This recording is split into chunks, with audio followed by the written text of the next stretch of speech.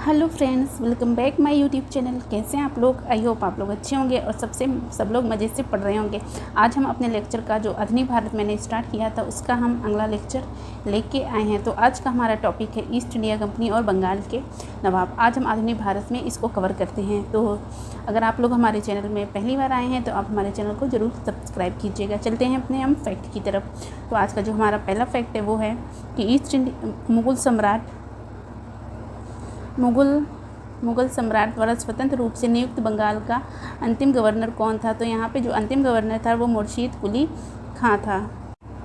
जो बंगाल का अंतिम गवर्नर था वो मुर्शीद कुली खां था। फिर हमारा आता है मुर्शीद कुली खां ने अपनी राजधानी ढाका से कहाँ स्थानांतरित की थी। तो इसने जो स्थानांतरित की थी वो मुर्शिदाबाद की थी। तो आप लोग इसको एक ट्रिक से याद कि मुर्शीद कुली खां और मुर्शिदाबाद ये एक ही तरह के प्रोनाउंसिएशन हो रहे हैं, तो आप इससे इस ट्रिक से याद कर सकते हैं। फिर हमारा अगला फैक्ट है बंगाल के किस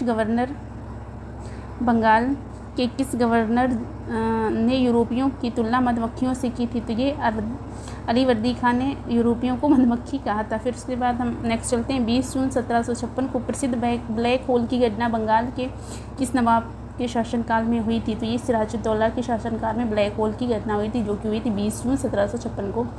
ये फ्रेंड्स ज़रूर पूछा जाता है क्वेश्चन, ये यहाँ से इम्पोर्टेंट टॉपिक है, इम्पोर्टेंट क्वेश्चन बनता है ये यहाँ पे।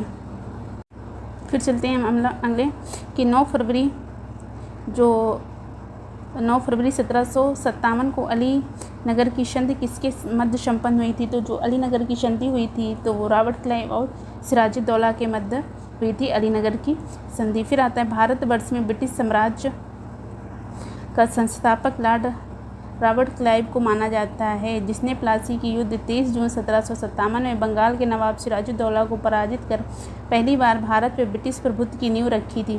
तो ये ब्रिटिश प्रभुत्व की नींव किसने रखी थी? ये रॉबर्ट क्लाइव ने रखी थी, जब इसने प्लासी का युद्ध सिराजुद्दौला के साथ लड़ा था।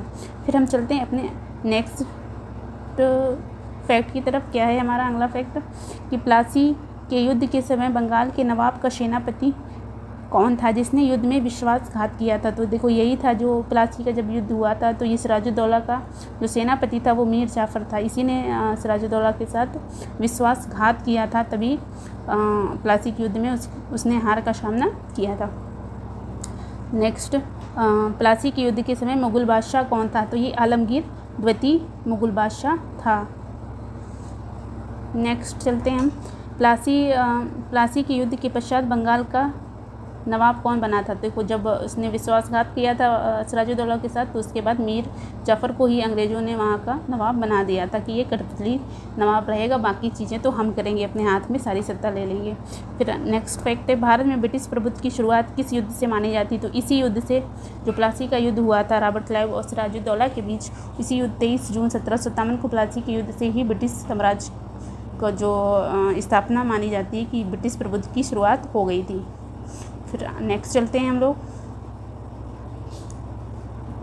फिर यहाँ पे कुछ फैक्ट दिए हुए हैं दोस्तों, तो आप लोग ये ज़रूर याद रखना, ये पूछे जाते हैं, यहाँ से ज़रूर क्वेश्चन पुटअप होता है। ये क्या हुआ यहाँ पे प्रमुख घटनाएं और उनकी तिथियाँ। देखो ब्लैक होल की जो घटना हुई थी वो 20 जून 1757 को हुई थी।